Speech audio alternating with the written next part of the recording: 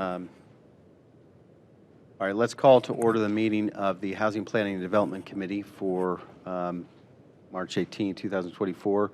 First, I'd like to move that we approve the minutes of the Housing Planning and Development Committee meeting from February 20, 2024. Is there a motion?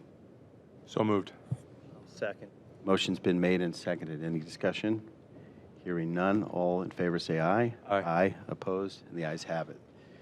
So on our agenda tonight, on our committee docket tonight is the two medical marijuana ordinances that we just, adult use marijuana ordinances that we just spoke about in the previous committee, and a third ordinance, proposed ordinance 5-2024, related to entering an agreement with a licensed real estate broker to market for sale of various real properties pursuant to section 155.07. So that is the bulk of the discussion I think we'd like to use the time for tonight. I said that backwards. That's the discussion we'd like to use the bulk of the time for tonight. However, while we're with the same team that, or significant parts of the same team that discussed the marijuana use pair of ordinances, I'd like to at least allow a little discussion, since there's a housing and zoning code portion of that discussion. This committee and the Planning Commission got a joint referral of those. We just heard in the previous committee in Public Safety that the Law Department is diligently working through line by line to update portions of the code or of the proposed ordinance, and would like to continue working through April and maybe early May. But that said, perhaps we could have a brief discussion here about timing and expectation. I think Councilman Shackner, who was a lead scribe for these proposed ordinances, did you have a question or two that you wanted to raise regarding the housing and zoning code portion of this discussion? Thanks. Just one question that may lead to another. Since applications are expected to be made available at least for, well, applications for adult use dispensaries are made available at June 1st. I'm just curious if there has been any inquiries from people seeking either, because currently our code, regardless of whatever of the moratorium, prohibits cultivation or processing. I'm just curious if anybody has inquired who would desire to, one of our industrial zones to open up a cultivator or processor. Good evening, Mr. Chairman, members of the committee. No one has reached out regarding cultivating and processing. The only inquiries we've had have been simply for dispensing. Okay.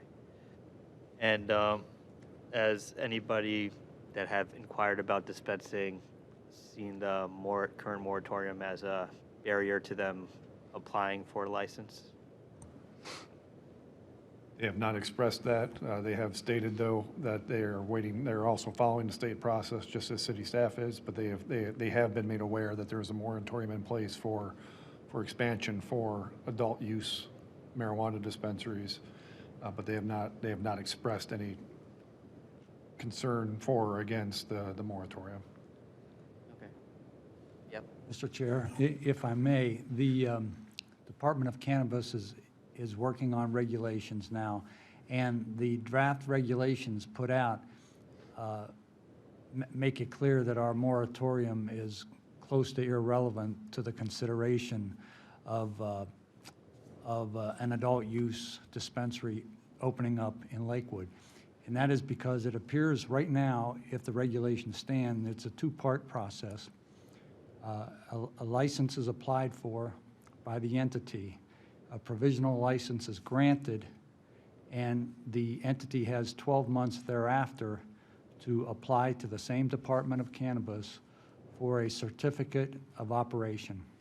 And it is in that application process that the entity indicates where it will be located, where its space is, and then the regulator determines if that space is appropriate. So the license application through the state is going to precede any of that. So our moratorium is not really, technically cannot be an obstacle to that business practice or intended business practice. Thank you. Thank you. I really appreciate that, that clarification. Just one additional question. Geez, I just had it. I know, right? Lack of sleep. But Why don't I ask my I'll follow-up ask your and question then maybe you'll it'll remember. come back to me. Director, Law Director Vargo, in what you just said, so the process is business entity applies to the state, gets an initial approval, comes back within 12 months with the more detailed, including location approval. However, a municipal moratorium could affect that entity wouldn't be able to locate in a given city such as Lakewood. Isn't that true? So the state can do its regulatory promulgation and the timelines and all the things they need to do their end of things, but that business with the license would have to go somewhere else. Our moratorium, Councilman, if I recall correctly, expires in June. Okay. Potentially July, but it will expire long before that process They're ready that I to go. referenced just talked Okay. about. Under the regulation as it is now, the Department of Cannabis is not putting the application process out until June of this year. Then the application process is undertaken by the entity. Then the determination for licensing is undertaken by the department, and then the provisional license is issued, presumably around September of this year. And then the certificate of operation has to be applied for. Okay, so your point is that the timing doesn't sync up with our current moratorium, but if we were to extend that moratorium, it could have an impact. Is that accurate? Or are you saying that the state supersedes anything we do at the local level? I don't know. I don't know. Okay. I'd have to think about, that's a legal question that you raise. I don't know, but the moratorium, it was wise to have in place, I think, because it level set things. But given what the regulator is doing, it has made our moratorium really not significant. Okay, and There's it really- may answer Councilman Schechner's point, which is how much time do we have? How time sensitive is our work? As a practical matter, it sounds as if the state process is going to need a little more runway before all this business activity could contemplate being in inner city or somewhere else. Does that partly answer your point, Councilman? Yeah. Yes. No, I don't. No, I know it trying does, to- yeah. Okay, great. And I want to correct, I misspoke previously. The Public Safety Committee has a different ordinance related to adult use marijuana. They have 40-2023.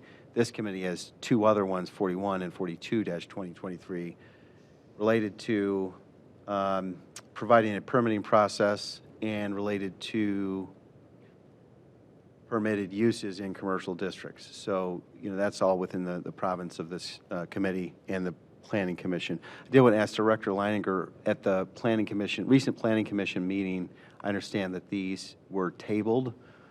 Can you speak to why they were tabled and the timing that you anticipate from the Planning Department's perspective? I guess the City Council has been working on the time frame that we should get cracking on this task sooner than later.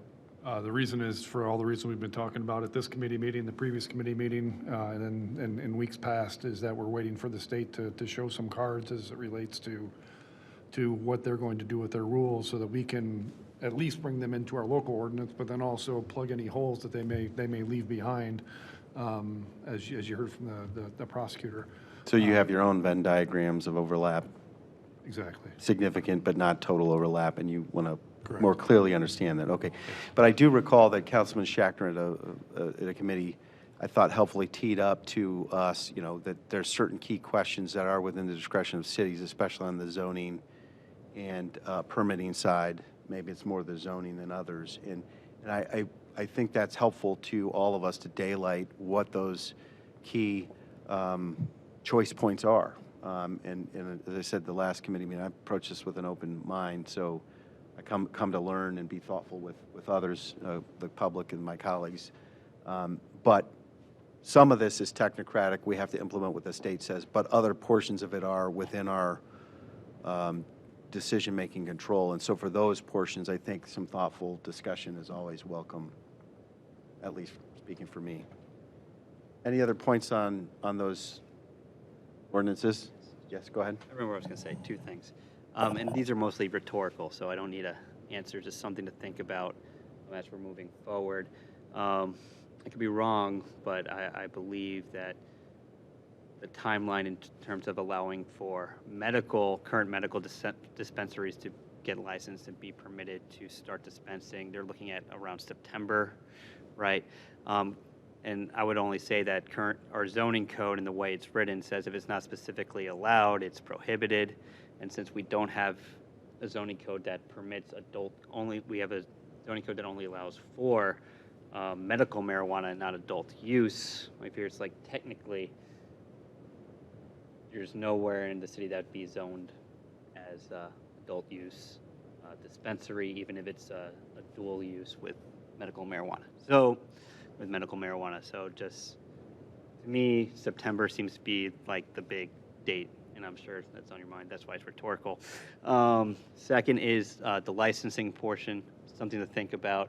I know there has been new law and concerns regarding licensing. My thought is times were definitely different now than they were when medical marijuana was allowed here in Lakewood and the state of Ohio, is that just how with a Division of Cannabis Control and their licensing procedure, and then we have a zoning code, how important or necessary a robust city licensing procedure is, if it's even necessary, if the zoning code's going to cover it. Because to me, licensing, has to do with like how many are you going to allow in a certain place. You have a limited number of licenses, like with alcohol. But I believe that is going to be covered mostly by distance requirements from one another and the state's licensing regime. So that's something to think about. Don't need an answer now. Just how important a licensing regime is for the city of Lakewood on top of our zoning.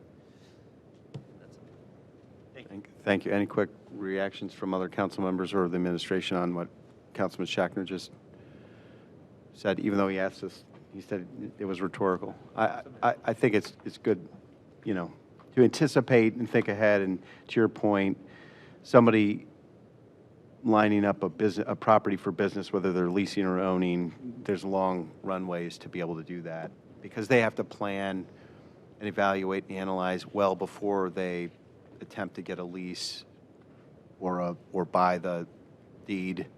So arguably, we do want to be timely if indeed this is a business practice that we anticipate having in our city.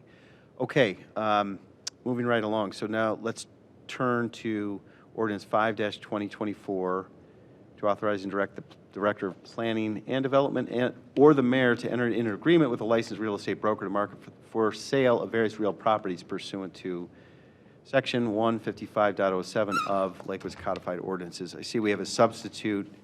I don't know that we've seen the substitute prior to tonight, but this is a substitute that the administration is proposing. Why don't I go ahead and ask the administration to walk us through those proposed changes to the initial ordinance. Good evening again, Mr. Chairman, members of the committee. First of all, there's a mandatory IT restart of this computer that we're on at 7:12, so I have about 8 minutes to get through this presentation. So I'm going to go pretty quick through the slides, and I'll come back and we'll answer some questions while it restarts, and we'll get it back up. Yes, first of all, there is a substitute that's in front of you this evening. There's really two reasons for the substitute. First of all, there was a change in a parcel number for the Loeffler Center from the end number being 23 to 24. It was across two parcels. They were pointing the opposite at each other, and now they've just gone with 24, so we corrected that. And the other item is for properties that are located at Olive and Delaware, there are actually two properties that are excess properties for the city, both of which are unbuildable lots that we're asking to have the ability to go and transfer to the adjacent property owners, one of which is here in the audience with us this evening. So we added that second lot in our poll of parcel numbers. For some reason, it did not grab that second one, which is at the northeast corner. So that's the reason for the substitute. And I'll walk Can I interject that Yeah. additional parcel at Northeast Olive and Delaware? That's the new one. Are those on opposite sides, or are Yeah. they? both on the north side of Delaware, on either side of Olive. So northeast corner and northwest corner of Delaware and Olive. Across the street? Across the So the street. neighbors are two Two separate neighbors. different neighbors? Correct. But And I the have a same map. idea, adjoining parcels? Okay. Yep, and I have a map that I can show you. Thank what you. that So the looks like. point to the committee is that these are correcting proposed changes, although one substantive addition in picking up that additional parcel. So, and that makes sense to me, but go ahead, continue when you're So I believe the way these are presented on the slides are in the same order that they are in the ordinance. If not, they're close. And, So at and least for the on record, this- these are all city-owned properties. These are all city-owned properties. So as part of the codified ordinances, there's a process we go through where we ask for council's authorization to go and market these properties for sale through a broker and take offers and take the best offer, not necessarily the highest priced offer, but the best offer. And so we have 7 of these in this batch. We just recently had a similar ordinance in front of you for 6 properties. So this is the next 7.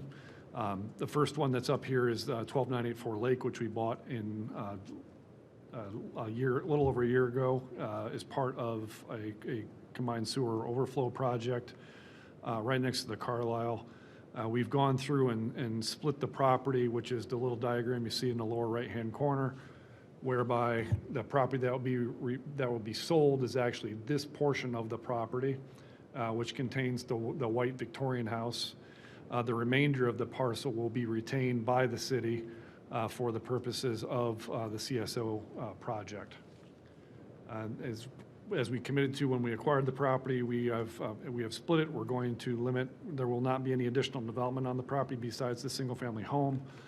There is a historic overlay that has been placed on the property by Planning Commission, and we also further deed-restrict the property for the historic overlay and also require homeowner or owner occupancy of the structure. So that's the first one. The second one is 12519 Clifford on Clifford Boulevard. This is a property that's adjacent to Cove that we also acquired for the purposes of a CSO when the CSO was actually located as part of the Cove Community Center. It was about a year after, about 6 months after we bought this property that we realized the opportunity to get that CSO much closer to the outfall and thereby save the city millions of dollars in constructing closer than here. So this is now an excess property. We acquired this by purchase for $350,000 in June of 2022. You can see some of the listing photos here on the screen. We would, on this property, have a homeowner or have an owner occupancy requirement of 10 years on this property, as we do with other properties that we've sold similar to this. Director, can you go back to the previous one, the 12984 Lake? Did you say there will or will not be the ability to add another single-family home? There will not be, we were taking that away. That So was the one of deed restriction is that you're going to stay with the current single-family home? The zoning doesn't allow it, but we're going to belt and suspenders it and put a deed restriction in place as well. Okay, and the rear carriage house home is a separate parcel now, according to this map? It'll be this is not filed yet, but it will be a separate parcel. Okay, so right now it's listed as one parcel, but city before listing or upon sale? Probably concurrent with, we'll either do a concurrent with sale or before listing. We haven't worked through those details yet. Okay, and that's the anticipation. And then on the next one, there's no deed restriction on how the property is managed or developed or redeveloped, but there's an owner occupancy requirement. Follow Okay. zoning, owner occupied. Okay, thanks. Next one is the Loeffler Center on Madison. It's got a split address, given that there's multiple tenants in there, potential for multiple tenants in the building. This is about a 12,300 square foot building. The city tried to, we acquired this by purchase in 1976. We actually went through an RFP process to dispose of the building. Had very limited response. Ultimately, the response that we had was the selected respondent was backed away from the deal. And so this is now to go and seek a broker to help us market the property and try to see what we can attract from a whole range of market rate to community organizations to, we've had conversations about this potentially being affordable housing in the future. So there's a whole host of opportunities that are out there, and we think we can reach a better audience with the broker. I apologize, I'm going to go a little bit quick because this is going to shut down on me. At least it says it's going to shut down on me. The next one is across the street. This is the Hilliard Theater site. We obtained this property by foreclosure. If you recall, building was in pretty bad shape. The city demoed it, put a lien on the property, and eventually acquired it as a result of that lien. So it's vacant, a little under half an acre. It's about 20,000 square feet, a little over 20,000 square feet of space. This is a site we've had a lot of conversations about, whether it be market rate housing, whether it be mixed use, whether it be affordable housing, or be some type of mixed income project. We have not tried to sell this property that I'm aware of any time in the past, but the idea, similar to the Loeffler Center, would be to have a broker that would help assist us in bringing potential buyers to us. And that could also include bringing proposals that would bring both properties together, because there might be some synergies between the two properties where there could be an interesting proposal that someone may want to do something with the Loeffler building and at the same time do something with this property as well. But we keep our options open with a broker. The next one is 1450 Bell. The city acquired this through the hospital agreement from the hospital closure. This is about a 27,000 square foot building that has, the Cleveland Clinic occupies the entire third floor. They used to occupy the entire second floor as well. They, as of January 1 of this year, they vacated about 5,000 square feet on the second floor, still holding about 3,000, almost 4,000 square feet on the second floor. And then Lakewood Child Care is on the first floor in its entirety, and they also have some outdoor space. So it's about a 30,000 or 28,000 square foot building with about 5,800, 5,900 square feet that's vacant. On this one, we're not looking to make any changes, just continue to occupy it as an office building. And then the two Olive and Delaware properties are here. They're located across the street from each other, as you noted, Councilman Bullock. Both on the north side, adjacent to residents. You can see it's a little hard to see on the overhead. You can probably see it better on your screens in front of you.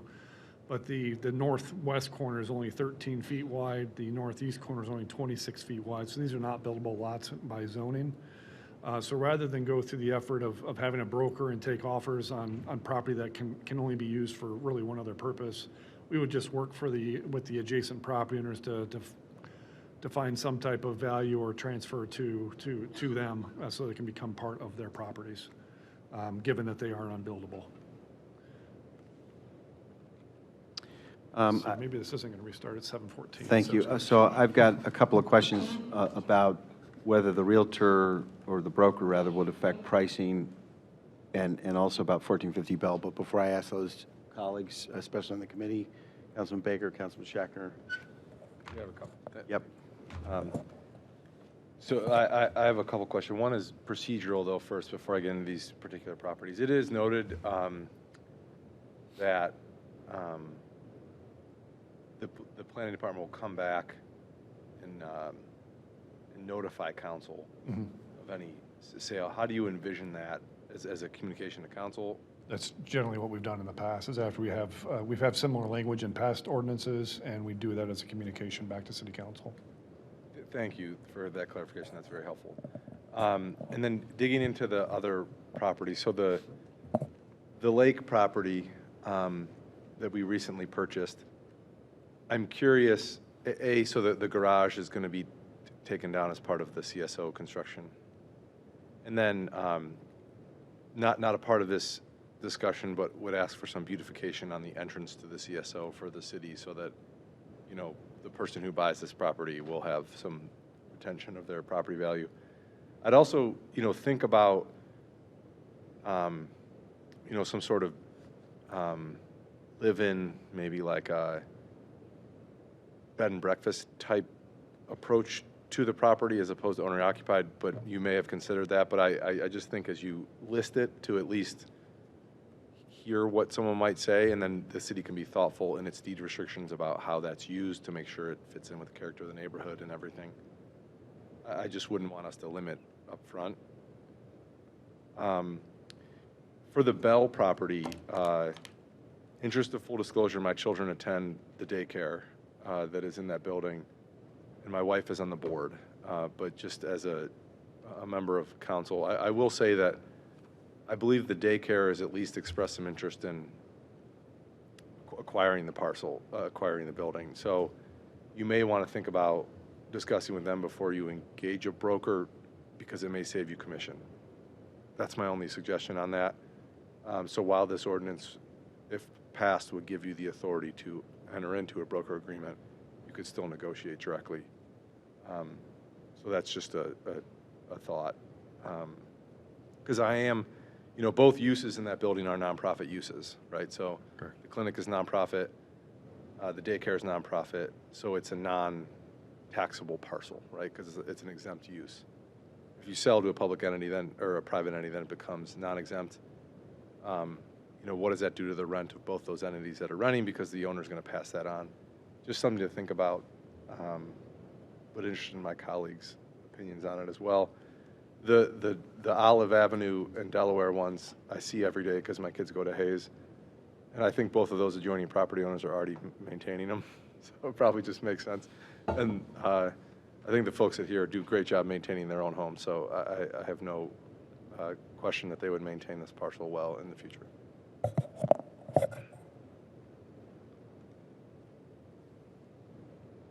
Thank you. Other members? Council members? Council members? Okay, picking up on the line of questioning, I guess I missed that the first property would involve a demo of that carriage house. I am now recalling that the discussion when we first acquired this large parcel years ago, you know, the city was of the opinion that there were two different conditions for each. But is the issue that the drawing in this slide on the bottom right, the shaded area which the city would retain, goes far north enough that you would encroach upon that structure, and therefore, you know, I mean, why would we want to demo the house? The shaded area was intended to show a possible easement. We may want to have a conversation with the future owner about as far as use of this property, since it's really just vacant land. So okay, I'm reading The it property- incorrectly. Yeah, the property the city is going to retain is actually the whole backwards or upside down L. Okay. Is this entire, I guess it's the number 7. This And the number the 7. potential shaded area easement is for access. Actually, this shaded easement would or the access would try to be over as far to this east property line Mm-hmm. as possible. And then this would just be maintained as lawn area. As a buffer or as a impervious surface, is that the idea? Just, lawn area, it's just lawn. It's, Why does the city need an easement on it then? the easement was more for, it wasn't for us, it was to give the potential buyer of the house the opportunity to utilize that space. We've since amended the plat and pulled that shaded area off of the plat. Okay, I'm getting into the weeds. for But that- so because the of that answer reason. to the demoing of the house is that parcel is what the city contemplates retaining ownership of, and there's no scenario under which we could retain the home? The home will be retained, the carriage house will be removed. The That's, carriage house. that's what I'm referring to, the carriage house. The carriage house absolutely will be removed. That's been part of our plans, because that is where right in this area is where the tanks need to be placed as part of this initial construction, because the outfall is located right here. So yes, the carriage house will absolutely be removed. It is not subject to any of the historic designation. It's been part of our conversations with the Historic Society, the neighborhood, and other groups along the way. And then this area will be for, one, just access. But then also, we anticipate with future consent decrees that will come from the US EPA that we'll have to expand these tanks, and those tanks will likely have to come into this area that we're also retaining. So it maximizes our ability to do future improvements to our sewer network on this property. Okay. It sounds like I'm one of the lone voices mourning the anticipated loss of the carriage house. but thanks for the understanding.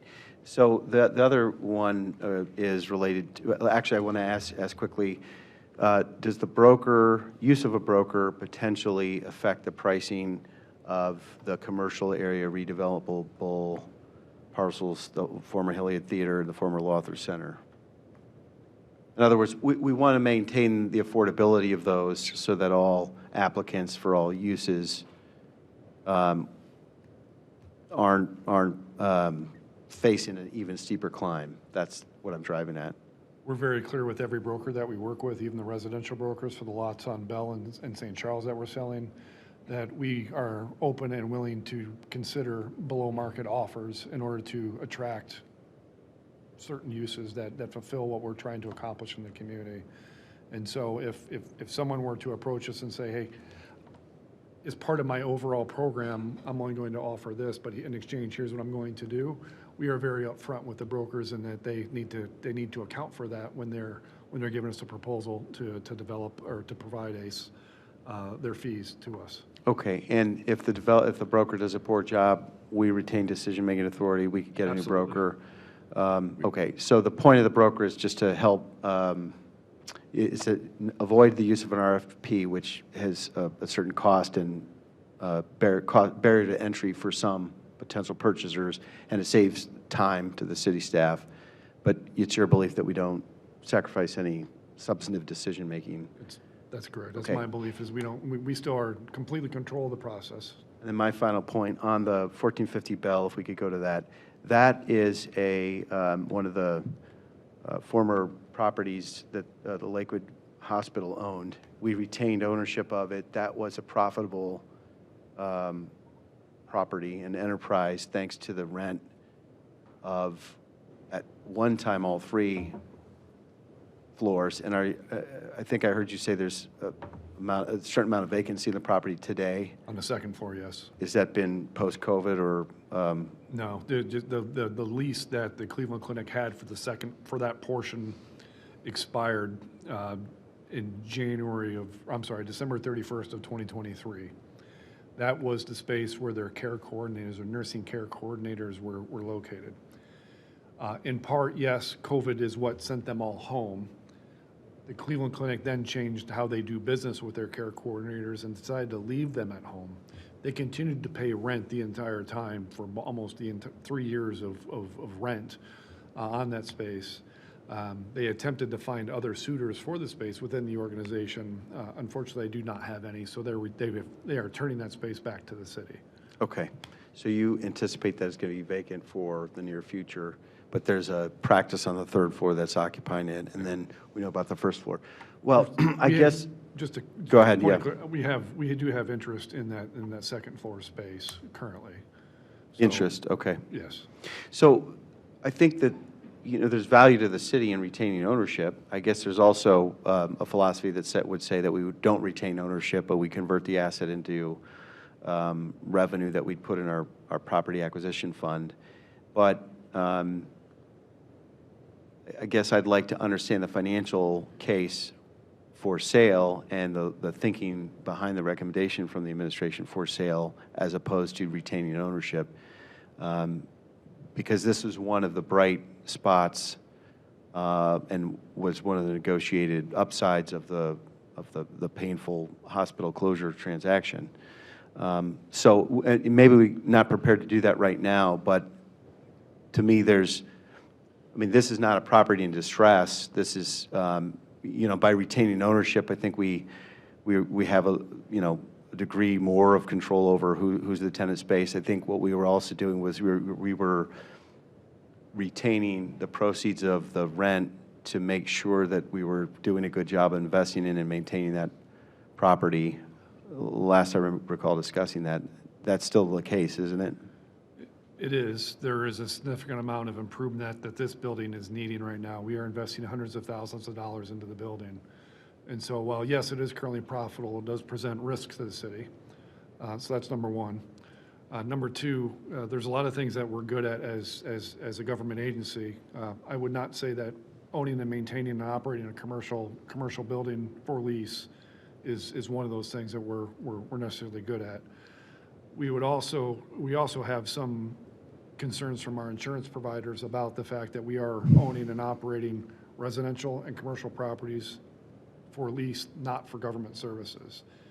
And it's, Ms. Swallow left, but she's the one that works directly with our insurance brokers, and it is getting harder and harder for them to provide us insurance on these properties. And so there is a point in time when we will likely have a very difficult time obtaining insurance for these. And so they're aware that we're trying to dispose of these properties for that reason, but also a host of other reasons as well. Okay, thank you. Any other discussion, members of council, on these points? So we're running out of time here. I know we want to get to the full council. We're on first reading. You know, I guess what I'd like to do is have the chance to understand the financial case behind this 1450 Bell property before agreeing to sale of it. Maybe that's just part of me being a legacy of somebody who was around when we went through all of this work back in 2015, 16, 17 timeframe. You know, and I come to it with an open mind, but I wasn't aware before this discussion of why we would want to, you know, take a different path with this property. I heard from one other council member about the potential impact on affordability of a longtime tenant. Now, you know. They just signed a 5-year lease. Okay. So,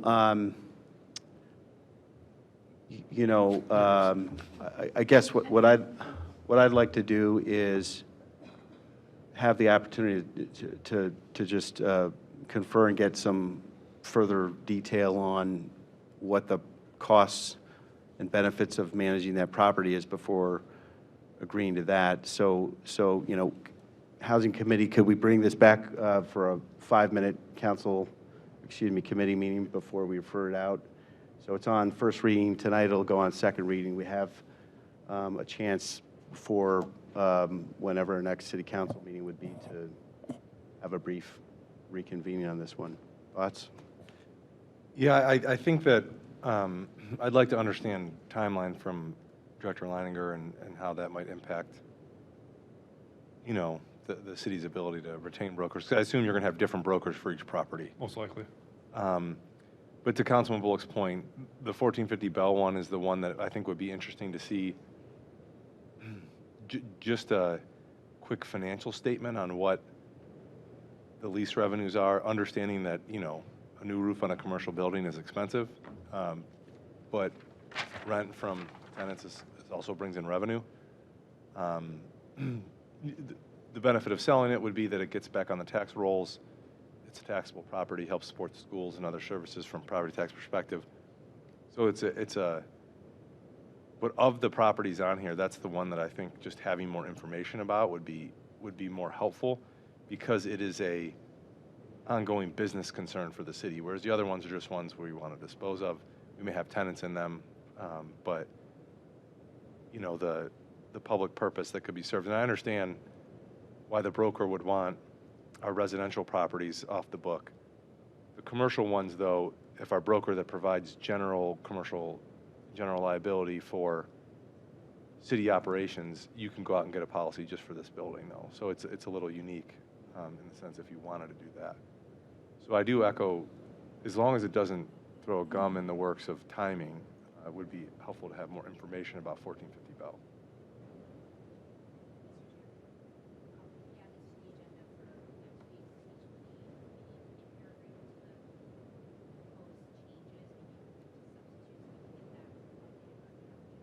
Okay, the council clerk is suggesting that we entertain a motion to approve the substitute version tonight, and then So notes that, okay, so we have a motion. Second. Motion's been made and seconded. Any discussion? Hearing none, all in favor say aye. Aye. Opposed? The ayes have it. So we also then have noticed for next Monday, 1 week from tonight. Is that accurate? Yes, it is. Housing Planning Development Committee on March 25. So we could bring this back and then be on track for third reading on April 1. Any feedback on that schedule, council members or administration?